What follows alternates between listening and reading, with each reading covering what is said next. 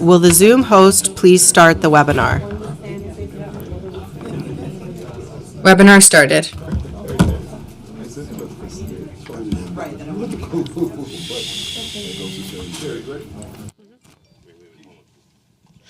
Good morning, and welcome to the New York City Council Subcommittee on Landmarks, Public Siting, and Dispositions. Please place your phone on silent mode or vibrate mode. Anytime during the hearing, please do not approach the dais. Thank you for your cooperation. Chair, we are ready to begin.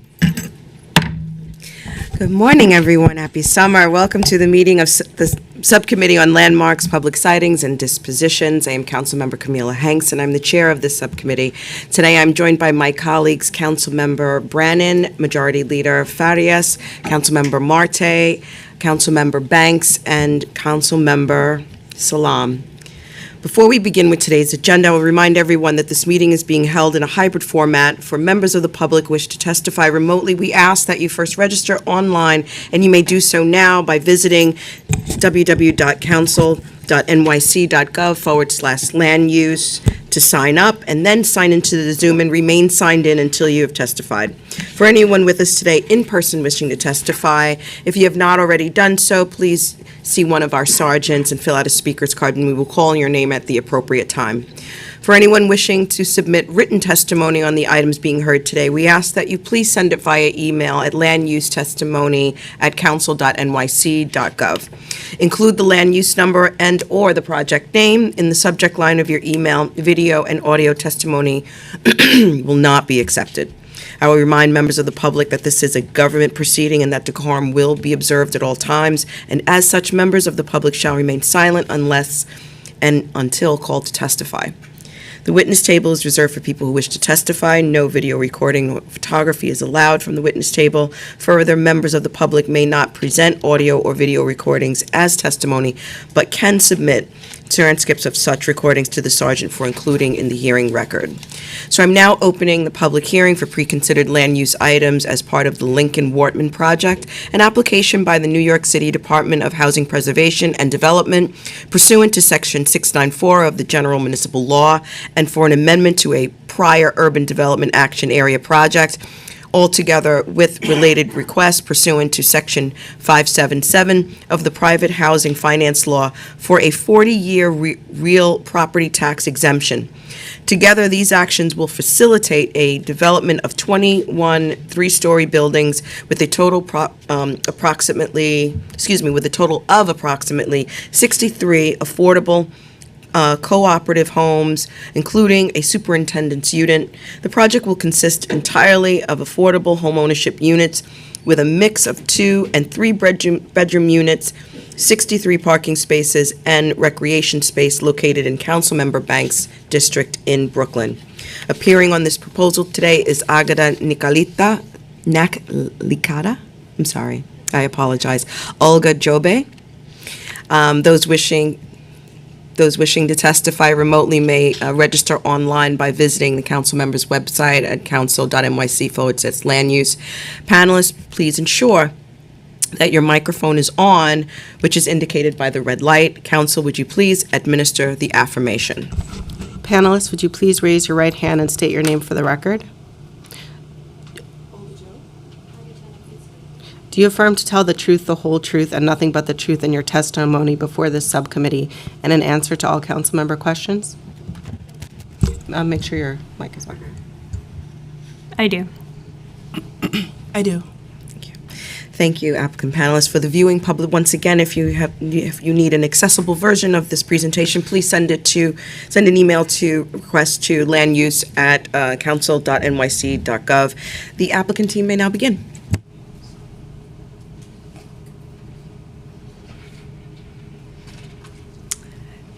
I think we're just waiting for the slides.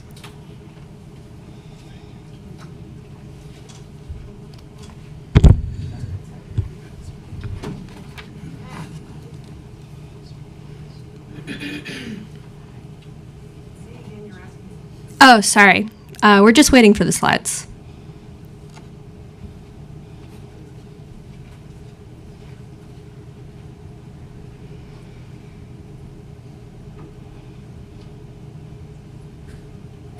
Okay. Okay, thank you. So, good morning, Chair Hanks and council members. And I'm excited to be here presenting to you the Lincoln Wortman Project, an affordable homeownership housing project that will result in the construction of 62 affordable homeownership units and 1 supers unit in the East New York neighborhood in Brooklyn. I'm joined today by my HPD colleagues and our development partners who will introduce themselves during the presentation or during the Q&A as needed. Next slide, please. The applicant for this application is HPD, and our sponsor working with us is JNB Realty LLC and Restored Homes HDFC. This project will be an affordable homeownership project that requires a site assemblage of previously city-owned, now private lots, and privately owned lots to develop 21 new 3-story buildings containing approximately 62 affordable homeownership units, plus 1 supers unit, affordable to individuals and families earning incomes up to 80% AMI under HPD's Open Door program.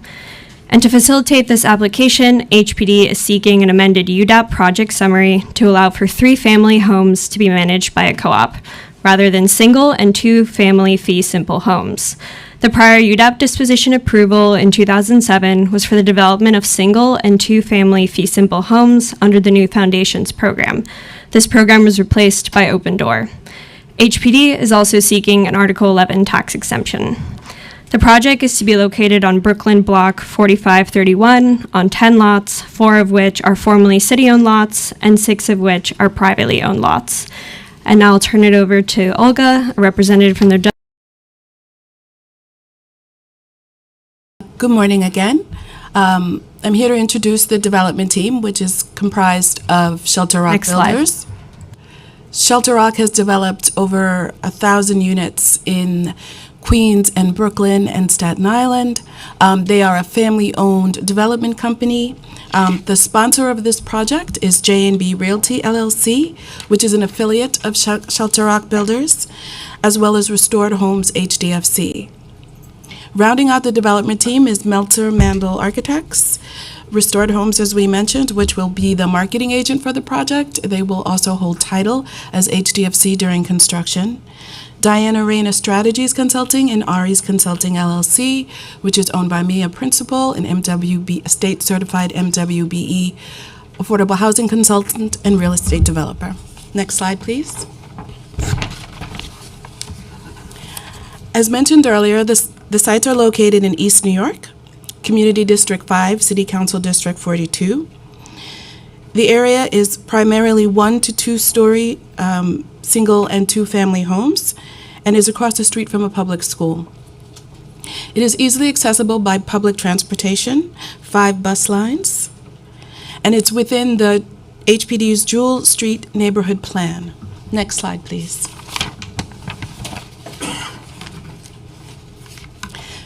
The proposed project will be 21 3-story buildings under an existing R4 zoning, which will generate 62 affordable cooperative apartments plus 1 supers unit. This will be a mix of 2 and 3 bedroom units, which I should say is quite unique in an affordable homeownership project, which typically has 1 and 2 bedroom units. 100% of the residential units will be affordable homeownership. Each unit will have 1 parking space, so there will be 63 off-street parking spaces. And the buildings will be designed pursuant to enterprise green communities. Features that I think are important to note in this neighborhood in particular is that there will be native or climate-appropriate plantings, stormwater management, in-unit water conserving features, and energy-efficient appliances. So these components help to divert water and overload the sewer system, as well as provide energy-efficient appliances that help to deepen the affordability and lower the electricity use of each unit. Next slide, please. This is an aerial view of the proposed design, which basically shows the outdoor recreation space, the parking, as well as the planted landscape areas. Next slide, please. The developer is committed to meeting HPD, MWB, and local hiring goals, and is committed to 2, outreach efforts to local community stakeholders, including the community board and the council member, to ensure those opportunities are made available to the community. Next slide, please. And lastly, taking a look at the proposed affordability mix. As mentioned earlier, the proposed development will include 62 units that will be affordable to households earning approximately 70% AMI and up to 80% AMI, and will be advertised on HPD's Housing Connect 2.0. Long-term affordability will be ensured by a 40-year Article 11 tax exemption, and all units will be bound by regulatory agreement. The project will include a mix of 2 and 3 bedrooms, the sales price ranging from $275,000 to $320,000, and the minimum qualifying incomes range from approximately $101,000 to $117,000. And that concludes our presentation. Thank you. Thank you so much. I would like to ask if any of my council members would have to say a statement. Councilmember Banks? Thank you, Madam Chair, and good morning to all. I'm proud to be here today to talk about this particular project that will have a lasting and positive impact on the 42nd Council District, the Lincoln Workman Project. The New York City Department of Housing Preservation, HPD, has approved the development of 23-story buildings, bringing 63 affordable co-op homes right here in our community. This is a big win. This is not just about building housing, but it's about building stability and opportunity. One of my main goals when I took office was to ensure that we had more home ownership opportunities that came to the 42nd Council District, and today that goal is possibly become a reality. Every single one of these units will be affordable home ownership units, and let me repeat that: affordable home ownership units with a mix of 2 to 3 bedroom homes designed for individuals and working families. They will be priced for households earning between 70% to 80% of the area median income, making home ownership more attainable to our residents. Another element I'm proud to have championed and made very clear is the inclusion of 63 parking spots. As you do know, parking is a necessity in my district, and this will definitely take the pressure off of that surrounding area that has a need for parking. Parts of my district are known as parking deserts, and incorporating parking into this project is a much-needed improvement. This development will also feature recreational space for tenants and will be built to meet enterprise green community standards, ensuring these homes are environmentally sustainable and energy efficient. These homes will be marked through HPD's Housing Connect 2.0, giving eligible families in our district a real shot at owning a home. Roots here for the long term.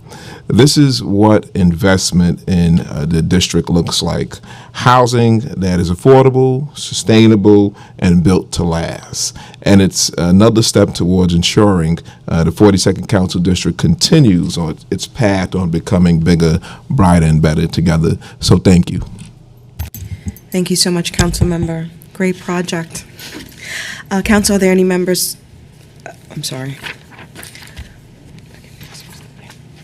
So, thank you. You are excused. Council, are there any members of the public who wish to testify on this item? No, there are not.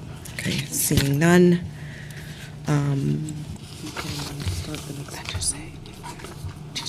Okay. Chair, are there any? There any remote public participants who wish to testify and if not have already done so, please raise the raise hand button now. If you are here with us in person, please see one of the sergeant-at-arms to first fill out a speaker card. There being no members of the public who wish to testify regarding the two this public hearing is now closed and these items are laid over.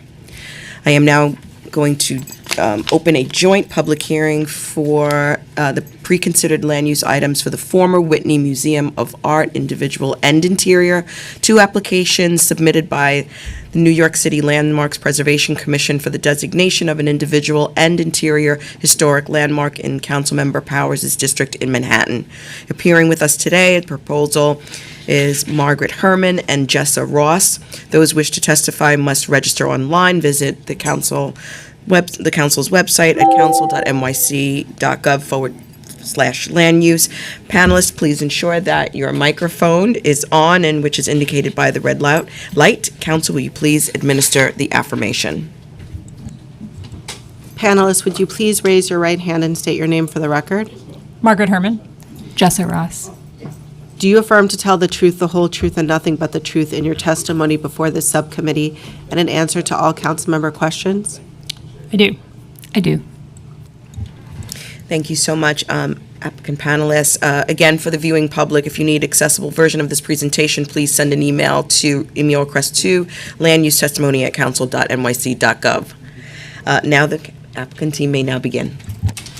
Thank you. Good morning, Chair Hanks and subcommittee members. My name is Margaret Herman, Director of Research at the Landmarks Preservation Commission. Thank you for the opportunity to present our recent designations of the former Whitney Museum of American Art as both an individual and interior landmark.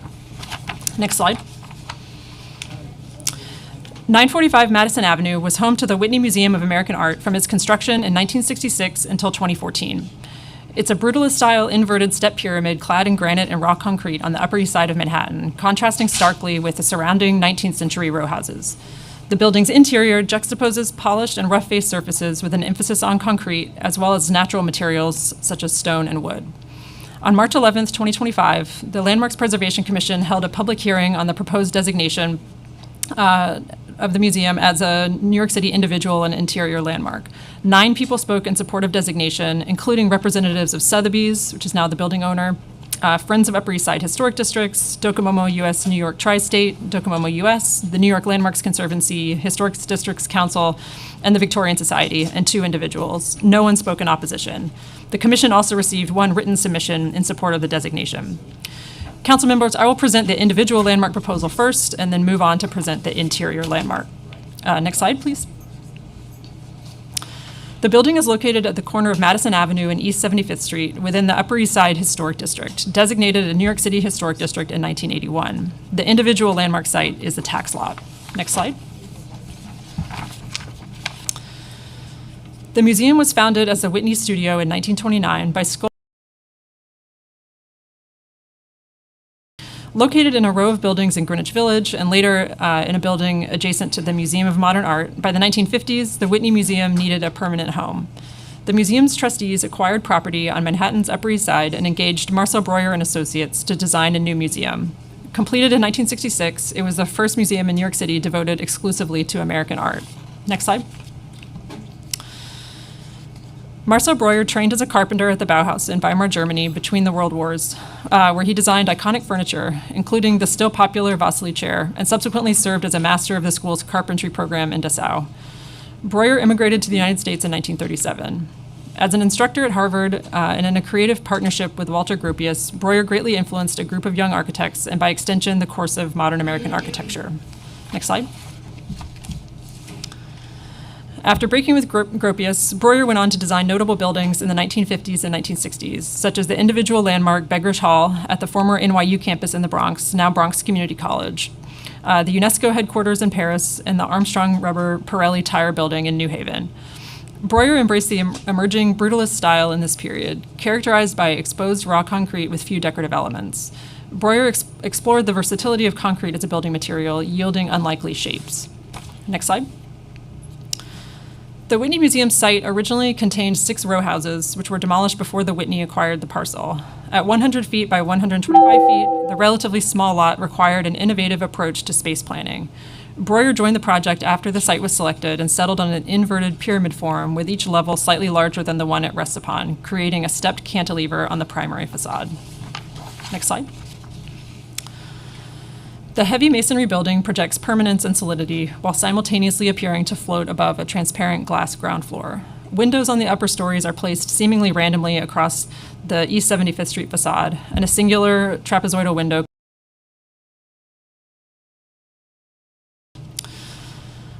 I will now move to the interior landmark designation. The landmark site includes portions of the lower level facing Madison Avenue, first floor lobby, coat check and entrance vestibule, and the main stairwell from the lower level through the 5th floor.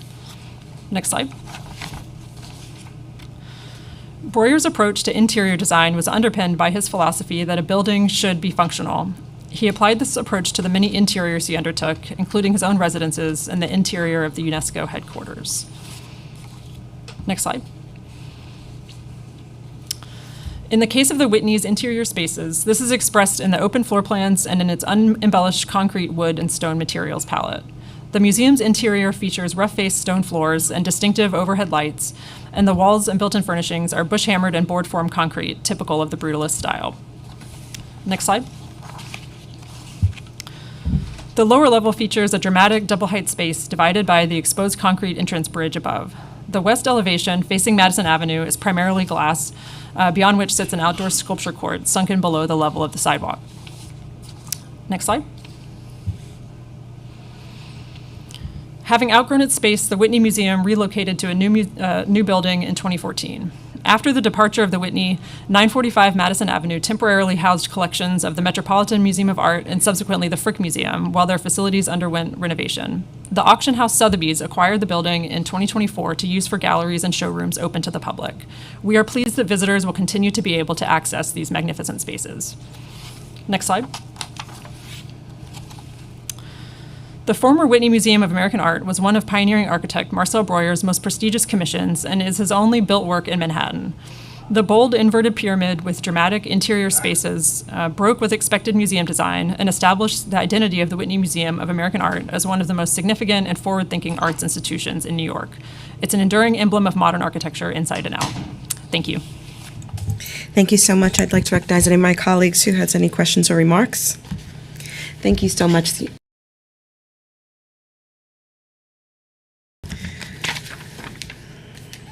Are there any remote public participants who wish to testify and that have not already done so? Please press the raise hand button now. If you are here with us today in person, see one of the sergeant-at-arms to fill out a card. Do we have any online? No. Okay. With there being no members of the public who wish to testify at the joint hearings of these preconcerted land use items for the Whitney Museum, American Art, individual and interior historic landmark, this public hearing is now closed and the items are laid over. And that concludes today's business, and I would like to thank the members of the public, my colleagues, subcommittee council, land use staff, and the sergeant-at-arms for your participation today. This hearing is hereby adjourned.